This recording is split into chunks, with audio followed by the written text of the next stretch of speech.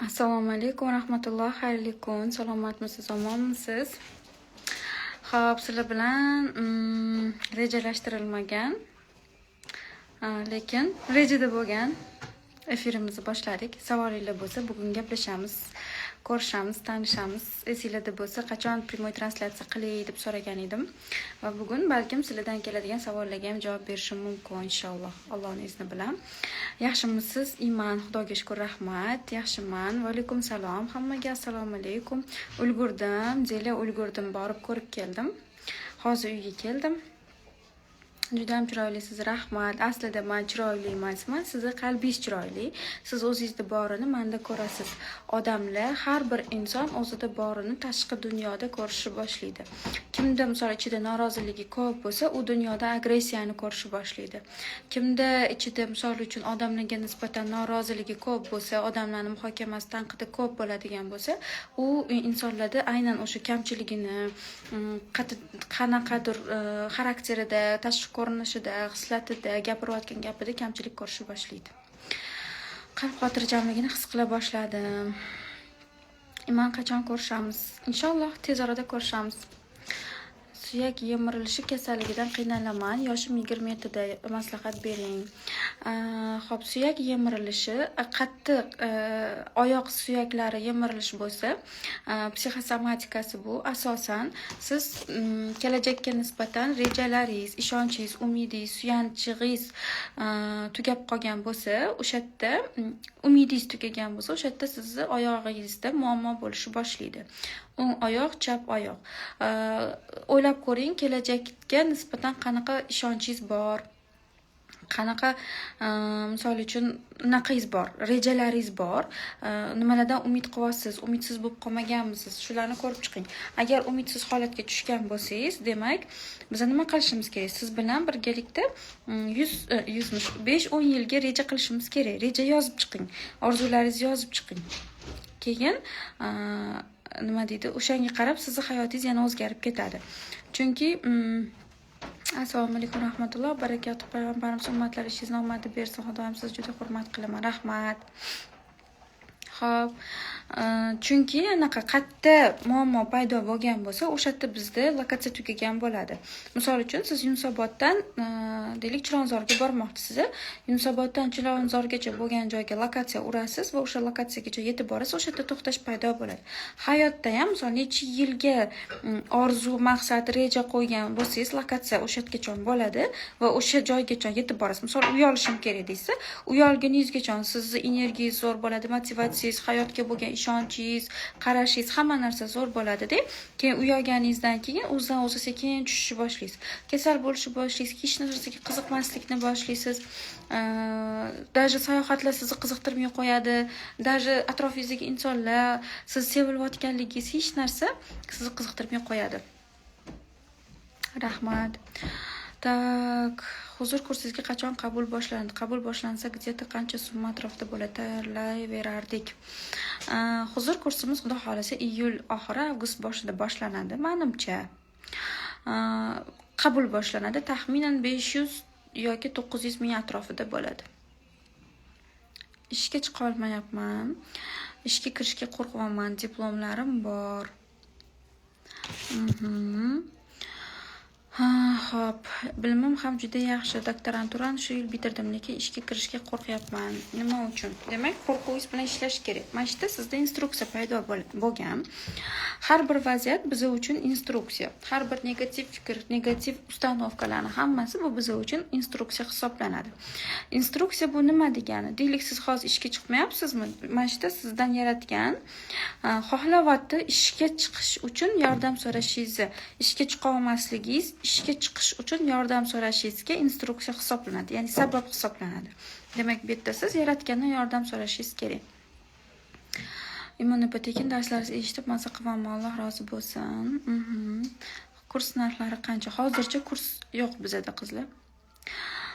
Insonni qanday unutsa bo'ladi? Ajrashganman. Xo'p, bitta savol berish orqali. Ya'ni men kimman degan savol o'ziga beriladi. Tak, misol, men kimman o'zi? Kimman? Ya'ni siz ayol kishisiz, to'g'ri. Kimgadir onasiz, kimgadir farzandsiz, to'g'ri. Lekin umuman olganda kimsiz? Umuman olganda kimsiz? Kecha agar ko'rgan bo'lsanglar, hayotda hech narsa meniki emas dedik-a. Dunyo bir atelga kirganda hamma narsa siz uchun muhayyo qilingan bo'ladi, lekin hech narsani olib chiqib keta olmaysiz. Ya'ni ertaga hech narsa sizniki bo'lmaydi. Prosta u siz uchun foydalanishga berilayotgan hisoblanadi. Endi dunyo xuddi shunaqa, hamma narsa siz uchun muhayyo qilingan, siz uchun ishlashga tayyor, lekin siz uni hech narsasini o'zingizga olib chiqib keta olmaysiz, olib keta olmaysiz, to'g'rimi? Biz mana shu bitta narsani tushunishimiz kerakki, ya'ni hech narsa meniki bo'lmagan bo'lsa, даже o'zimniki bo'lmasam, demak, men kimman? Men oddiy bandaman. Shu joyda kimligingiz esingizga tushadi, ojizligingiz. Значит, shu yerda siz nima qilishingiz kerak? Yordam so'rashingiz kerak bo'ladi. Bir xil hayot takrorlansa nima qilish kerak? Yordam bering, iltimos, so'rash kerak. Nima xulosa olishim kerak edi-yu, nima xulosa ola olmadim deb. O'zi qaranglar, nimaga muammodan qo'rqamiz? Nimaga muammodan qo'rqamiz? Yozinglar. Muammodan qo'rqishimiz sababi o'sha yerdagi og'riqlardan qo'rqamiz aslida, to'g'rimi? Og'rinadi bizda, qiyinchilik bo'ladi. Aynan muammo bo'lgan joy. Deylik, mana shu muammo bo'lgan joy bo'lsa, o'sha muammo bo'lgan joydan keldingiz va shunday sakrab o'tgingiz keladi. Bu yerdagi yashamlarni yashagimiz kelmaydi. Ertaga qiyinchilik, ertaga dars, ertaga nido, ertaga iltijo, ertaga og'riq, ertaga hissiyotlar, ertaga dunyodan uzilish, odamlardan uzilishni biz yashagimiz kelmaydi. Toqatimiz ko'tarmaydi deb o'ylaymiz. Prosta hamma o'sish ana shu joyda bor. O'sha joydan qochmaganingizda bor. O'sha og'riqni yashab o'tganingizda bor. O'sha siz chidolmayotgan paytingizda bor. O'sha yerdan qochib ketishga harakat qilish kerak emas. Nimaga o'zi og'riqlardan, sinovlardan qo'rqamiz? Aslida o'sha sinovda huzur bor. O'sha sinovda rohat bor. Rohat bor. Siz o'ylayapsiz, hozir misol uchun, men bu muammoni hal qilsam bo'ldi, menda normalniy bo'lib ketadi deb. Da, normalniy bo'ladi. Lekin yana uni ketib muammoga ulanadi. Chunki bu hayot tajribaga asoslangan. Hamma ishimiz tajriba. Misol, birinchi marta takrorlandi muammo. O'sha muammoda ololmagan tajribangizni ikkinchisida tajriba qilib ko'rasiz. Darsingizni ikkinchisida tajriba qilib ko'rasiz. Bunisida ololmasangiz, uchinchisida tajriba qilib ko'rasiz. Meral, naqa qilishingiz kerak. Demak, tajriba olasiz. Rohat, tajribada o'tab ko'ryapsiz. Bu yerda rohat, hammasida rohat bor. Nega bu rohatdan qochishga harakat qilasiz? Qancha qochganingiz sari, qancha o'shadan itarganingiz sari, shuncha sizga u yopishadi. Bilasizlar, magnit qonuni bor. Ya'ni, kevuring. Magnit qonunida shunaqa narsa borki, muammo, ya'ni qochasiz, qochganingiz sari magnit o'tib qiladi, yuguradi sizga. Xuddi shunaqa. Bu qo'rquv, mana bu siz qo'rquvingiz muammo bo'lsa, mana shu sizga qarab qochaveradi, sizga yuguraveradi. Qachonki bu magnitga qarab siz qadam bossangiz, magnit prosta bo'ladi, to'g'rimi? Turadi. Значит, siz o'sha yerda rohat borligini bilishingiz kerak. Ya'ni mana shu muammoda rohat bor. Qanaqa rohat bor?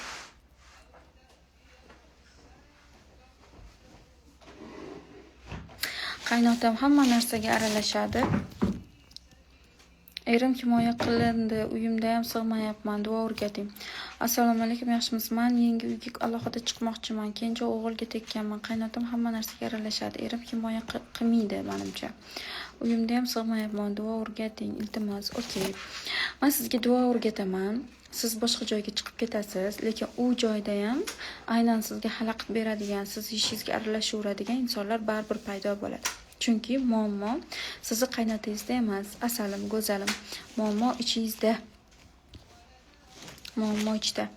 Qanaqasiga ichda bo'lishi mumkin?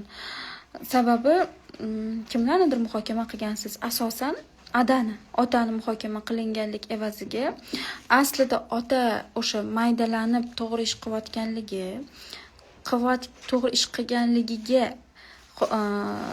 shu qarorga kelsangiz, shu iqrorga keladigan bo'lsangiz, ana o'shanda siz ishingizga aralashishdan to'xtatishadi. Bu bir. Ikkinchidan,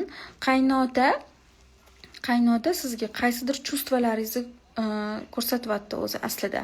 Ya'ni sizda bor, bu mani uyim, mani ishim, maniki degan o'zlashtirish hislati sizda borligi uchun yana o'zingizdan so'rang, qaynotangizga qaraganda nimalarni his qilyapsiz?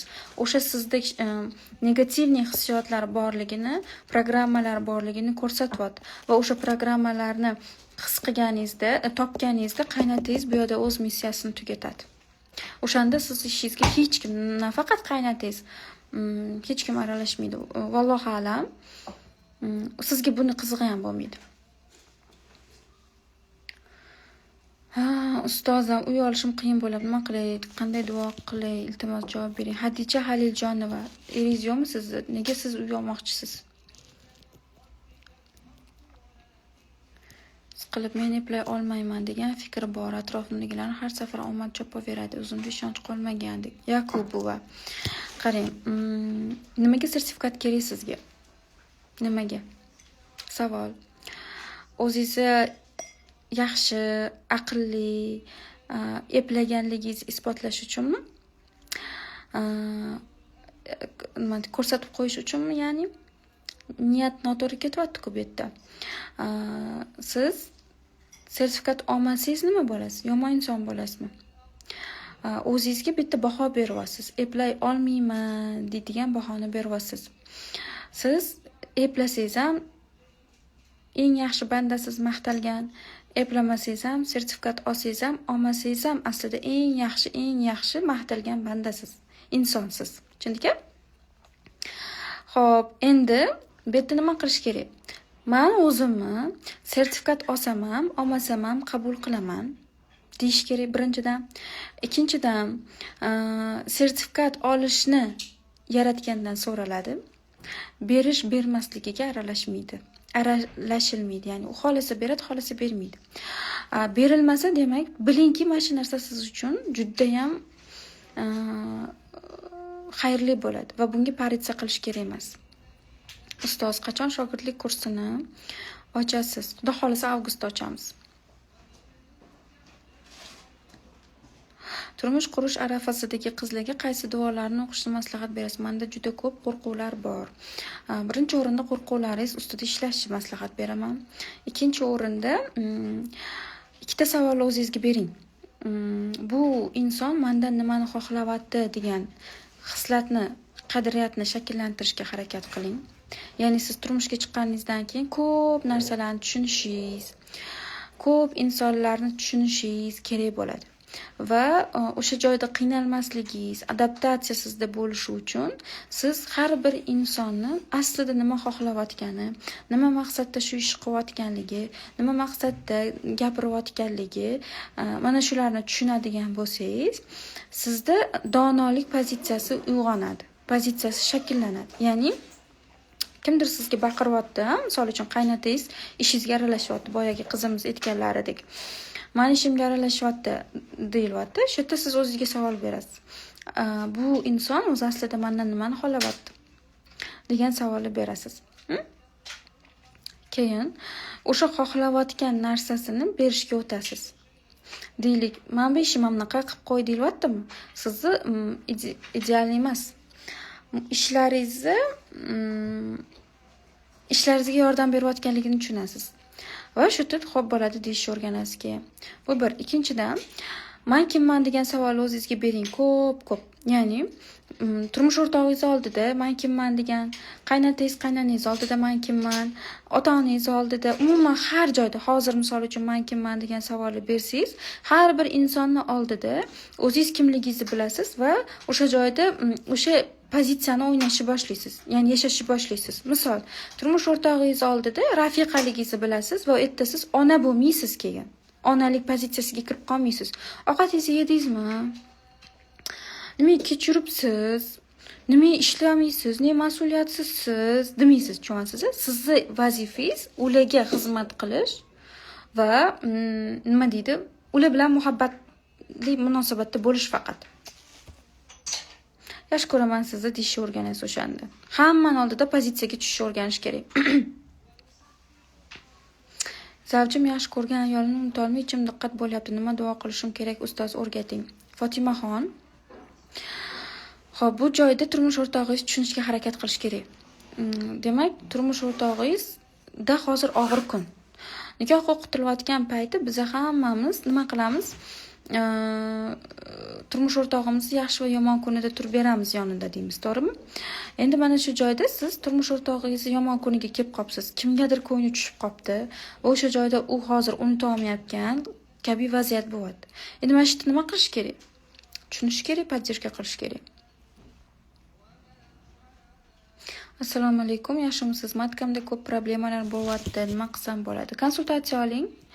Xudo xolasa yaxshi bo'ladi. Chunki ayollikdan erkaklikka o'tib ketayotgan bo'lasiz asosan. Niyat va baraka. Bu kurs emas, bir kunlik dars-ku. Konsultatsiya olmoqchi edim sizdan. Qanday bog'lansam bo'ladi?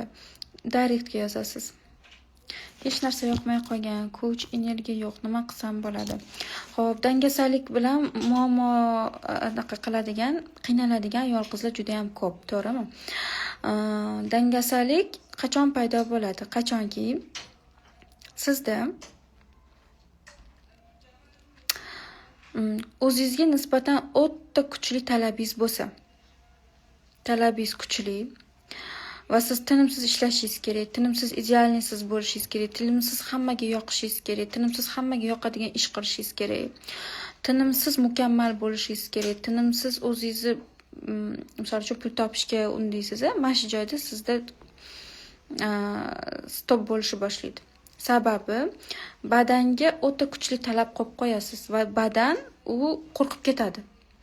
1 yil ishlab beradi, 2 yil ishlab beradi, 5 yil, 10 yil ishlab beradi, keyin bo'ldi o'ziga kasallik orttiradi yoki mana shunaqa depressiya, stress kabi holatlarni orttiradi-da, keyin u o'ziga o'zi stop qiladi. Ya'ni men bo'ldi, boshqa harakat qilmayman, biz stress e'lon qildik, biz depressiya e'lon qildik va boshqa biz harakat qilishni xohlamaymiz deydi-da. Stress va depressiyalar orqali o'ziga dam e'lon qiladi. Endi mana shunaqa paytda siz stressga, depressiyaga tushyapsizmi? Har kuni хотя бы yarim soat просто yotish kerak. Biz kurslarda o'rgatamiz. Yarim soat kunni istalgan qismida yarim soat просто valyasiya qilinglar. Chunki qachonki agar siz kuniga yarim soatdan, misol telefon o'ynamasdan просто yotib bermasangiz, siz qachondir 1 yilga, 2 yilga kuchli depressiyaga tushib qolasiz. Va keyin o'tirasiz, depressiya bo'lib qoldim, stressdan chiqib keta olmayapman deb siqilib yurasiz.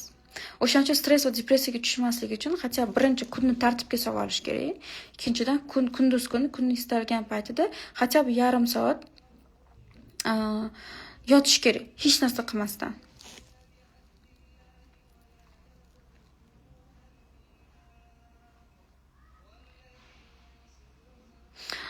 Assalomu alaykum, yaxshimisiz? Qarzlardan qanday qutulsak bo'ladi? Xo'p, qarzdorlikdan qiynalayotgan ayol qizlarimiz 21 kun davomida kunni istalgan paytida daftarga eng kamida 20 ta otasiga благодарность yozish kerak, minnatdorchilik yozish kerak.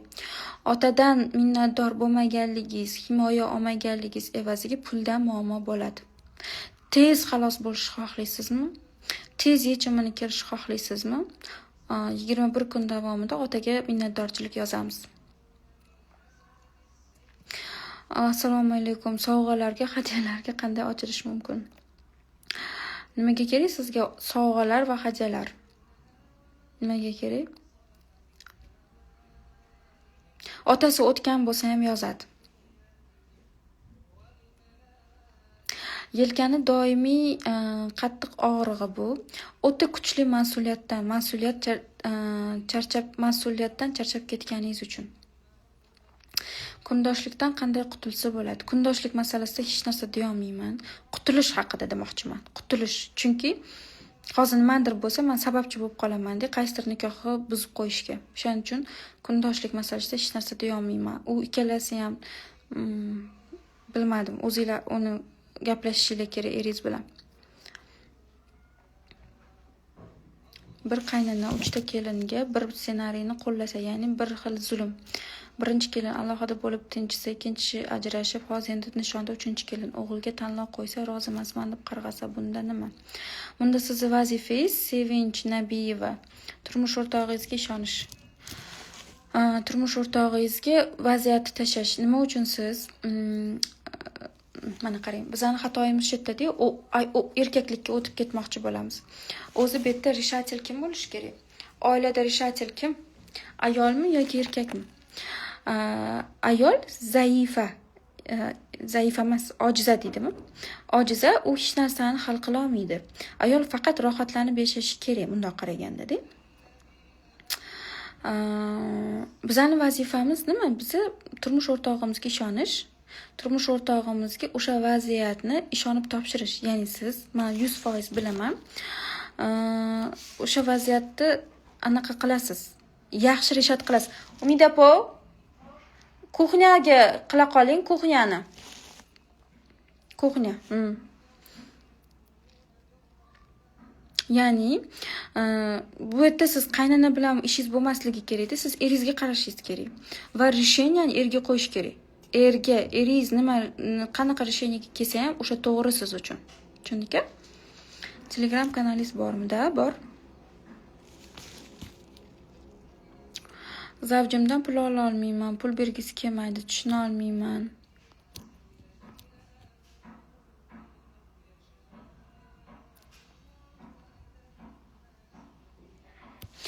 Aslida erimni qarzi bor. Men otamga rozilik yozishim kerak. Yo'q.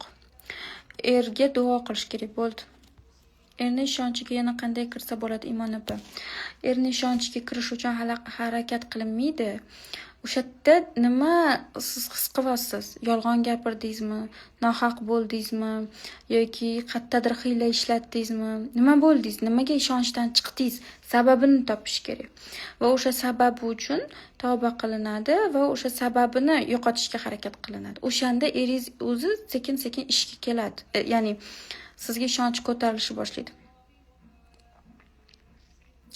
Xo'p, qizlar, savol-javob ozgina to'xtatib turaylik-da.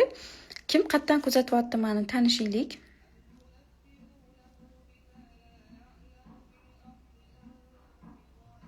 Sizga nima qiziq? Savolingizga javob olish qiziqmi? Yoki dildan suhbat qurish qiziqmi?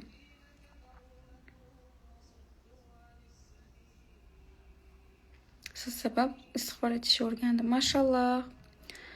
Surxondaryo, Samarqanddan Zo'r, Guliston, Namangandan Mahdiya, Qo'qondan, Toshkentdan Zo'r, Toshkentdan kuzatyapman. Xo'p, Sirdaryolik qizlar bor ekan. Mana munosabatlarni to'g'rilasa bo'ladi. Toshkent. Xo'p, meni ko'rayotganlar, men bitta sertichkalarni bosinglar. Men biling nechta odam meni kuzatyapti va menga befarq emas. Toshkent, mashalloh zo'r. Dido magazindan, ura! Tak, qarang. Bugungi storieslarni ko'rgan bo'lsanglar, hozir depressiyadan chiqish uchun aytaman nima qilish kerakligini, Allohning izni bilan, конечно. Bugun bizni ko'rgan bo'lsanglar, hamma inson, ayollar ayniqsa hissiyotlar bilan yashaydi-ku ayollar. Hissiyot bilan yashaydi.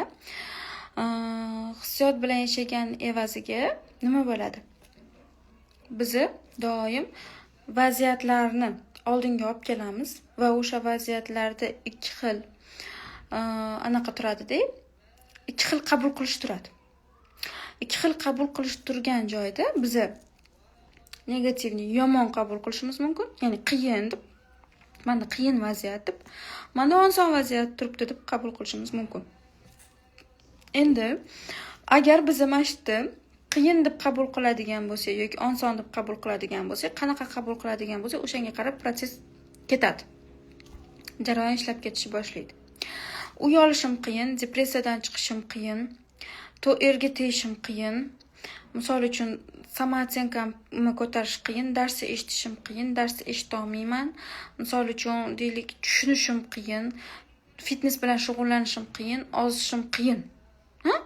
Hayotingizni bir tahlil qilib ko'ring, qanaqa siz iborat bo'lib qoldingiz, qiyinchilikdanmi yoki osonlikdanmi? qachon siz aytyapsiz o'zingizga, misol uchun ozishim oson, tushunishim oson, uyalishim oson, muammodan chiqib ketishim oson deb qachon aytganmisiz? Qachon sizda muammolar oson yengil hal bo'lishni boshlaydi? Qachonki o'sha yerda aslida oson deyishga o'tsangiz. Aslida bu yerda ozish oson, erga tegish oson, mana bu muammoni hal qilish oson desangiz, bo'ldi, jarayon o'sha eshikni ochadi sizga. Ya'ni hal bo'lish eshigini ochadi. Biz nimagadir men tushunmayman, doim qiyin, men qilolmayapman, men eplolmayapman, menda o'xshamayapti deymiz. Dangasalikdan chiqish qiyin.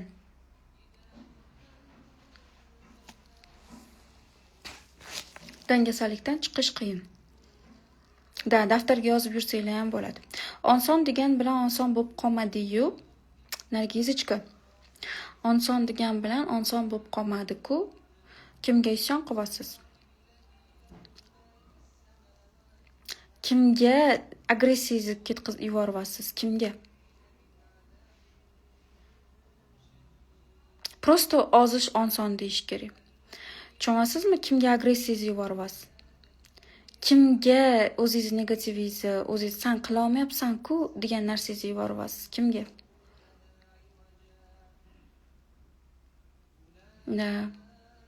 Prosto ayting. Bitta qiyin narsani o'zi yo'q.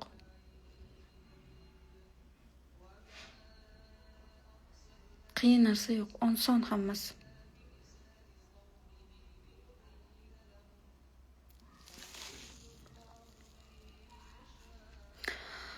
Xo'p, keyin farzandim uchun qanday duolar o'qish kerak? Farzandingiz kasal bo'lyaptimi?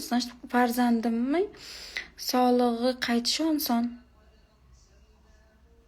Chin ko'ngildan harakat qilinsa Allohga oson. Prosta chin ko'ngildan harakat qilmasangiz ham oson. Aytishingiz o'zi yetadi. Hamma narsaga sabr qilinsa, sabr qilingan joyda qizlar portlash bo'ladi. Sabr qilinmaydi. Prosta yashaladi.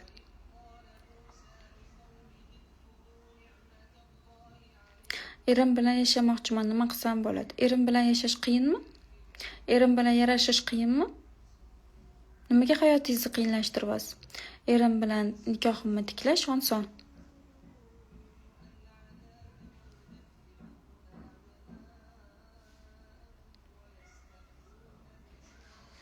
Huzur kursi qachondan boshlanadi? Xudo xolisa iyul oxiri, avgust boshlari. Tak. Bizda shunaqa yoqadi bizga, shunaqa biz jabr deydamiz. Hamma narsa qiyin. Hamma narsa. Tushunsiz?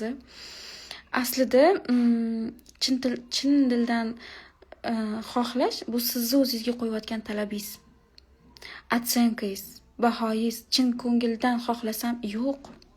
Shunchaki xohlasangiz ham bo'ldi. Prosta xohlamay turib tilingiz bilan gapirsangiz ham bo'ldi. O'zingizga qiyinlik yog'dirmang, o'zingizga qiyin hayot qilmang. Tushunsiz? Ana o'tishadi-da, ishonib duo qilsang amalga oshadi deyshadi. Bu yerda yana odam o'ziga talab qo'yishni boshlaydi. Shart emas. Prosta duo qilsangiz ham bo'ladi. Ishonib shukronalik yozsam bir narsa bo'ladi. Yo'q, shart emas. Prosta yozsangiz ham bo'ladi. Tushundingmi? Ya'ni o'zingizni hayotingizni yana qiyinlashtirasiz. Bizga qiyin hayot berilmagan, bizga yengil. Hamma narsani yengil yashab tajribadan o'tkazish hayoti berilgan. Hayotingizni o'zingiz qiyinlashtirmang. Otaga minnatdorchilik primerna qanday yoziladi? Ota, aynan siz meni otam ekanligingizdan minnatdorman. Ishda ham shunaqami? Ha, ishda ham shunaqa. Zavjam bilan birga uy ola olmayapmiz. Pulimiz bor, faqat nasib qilmayapti. Nega, qanday duo qilay, iltimos. Sizda yana qiyin bor. Qiyin degan programma bor. Uy olish oson. Bo'ldi? Uy olish oson.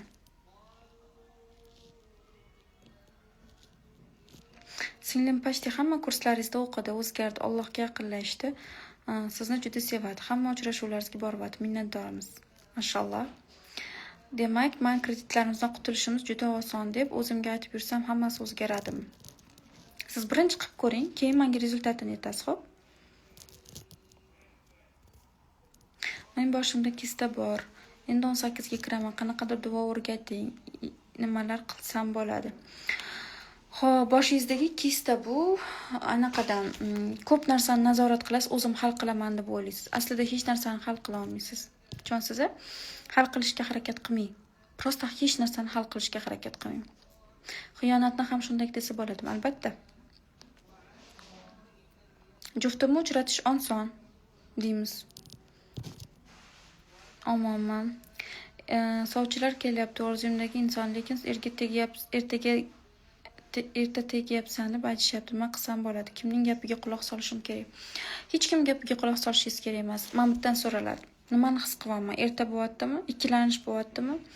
Yoki bo'lmasam vaqtida tilyaptimi? Ichimga degan galochka kelyaptimi? O'zingizga tashqariga quloq solsangiz, samniya kuchayadi, shubha, gumon, ikkilanish kuchayadi. Ikkilanish asosan sizni ichingizni ko'rsatayotgan bo'ladi. Ichingizdan so'rang, o'zingizdan so'rang, o'zingiz bilan o'zingiz o'tirib gaplashing.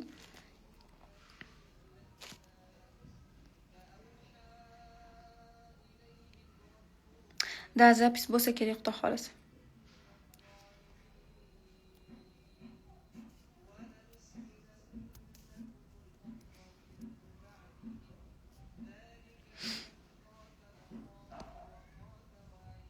Voy qizlar, men doktor emasman. Hamma kasallik haqida so'rayapti. Qirg'izistonga ham salom. Demak, bugungi vazifa sizlarga aslida hamma muammoni yechimini topish oson. Deymiz. Hayotni qiyinlashtirmaymiz. Hamma narsa oson. Hamma narsa oson. Men xohlasam bas.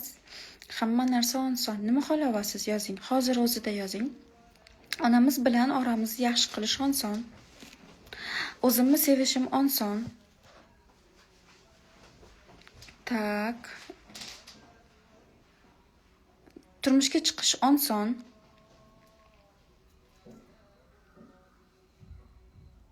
Yuzim ozishi oson. Ishim yurishi oson. Qizim bilan отношениям yaxshi qilish oson. Yaxshi ish topishim oson. Prava olishim oson. Voy mashalloh. Oshqozon bezi kasalligi ketishi oson. Qarzdorlikdan qutulishim oson. Dadam sog'ayib ketishlari oson. Ko'ryapsiz? Mana shu narsani aytishingiz o'zida jarayon boshlanadi. Qachon siz ishonib eting, qachon ishonmasdan eting, qachon siz ikkilanib eting, farqi yo'q buni. Depressiyadan chiqish yo'lini ayting, iltimos. Depressiyadan chiqish yo'li, depressiyadan chiqishim oson deyishdi. iPhone olishim oson. Hamma narsa oson degan bilan hayotga faqat yomon narsa kelyapti-da, xayollarni qanaqa to'g'rilasa bo'ladi. Xo'p, yomon xayol kelganida sizga ikki xil variant beriladi. Bittasi yomon, bittasi yaxshi. Hamma narsa oson deganim bilan yaxshi yomon qani yaxshi bo'lib qolmayapti-ku degan fikr kelyapti, to'g'rimi? Ana shu paytda sizda instrument bor. Ya Alloh, meni yomon fikrlardan panohingga ol deb so'rashingiz kerak. Ya'ni yomon fikr kelishi bu sizni yaratganda yordam so'rashingiz uchun instrument. Tushundingmi? Ya'ni siz yomon fikr bu hech qanaqa kuchi yo'q u fikrni.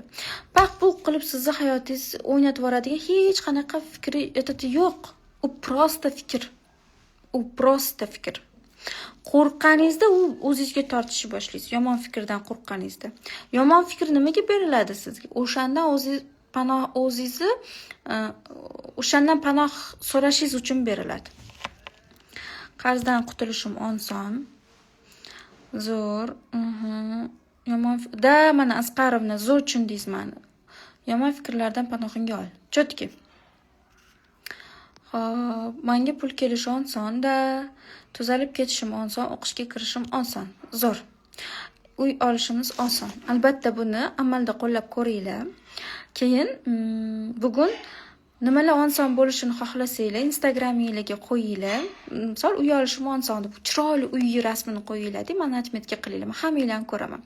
Misol, turmushga chiqishim oson deyingda, o'sha turmushga chiqayotgan kartinkalar bo'ladi-ku, qo'yib meni atmetga qilinglar, ko'raman. Keyin misol uchun mashina olish, qanaqa mashina xohlaysiz? Rasmini qo'ying va meni atmetga qiling. Hammanglarni ko'raman. Inshaalloh hammanglarga Alloh o'zi oson va yengil yechim beradi. Men bunga ishonaman. Kuninglar yaxshi o'tsin. Va tezroq va ko'proq sizga shunaqa foydali informatsiyalar berishimni xohlasanglar, menga yaratgandan so'ranglar, shunaqa vaqti bo'lsin, tezroq bizga ko'proq informatsiyalar bersin deb. Xayr, salomat bo'linglar, sizlarni ko'p yaxshi ko'raman.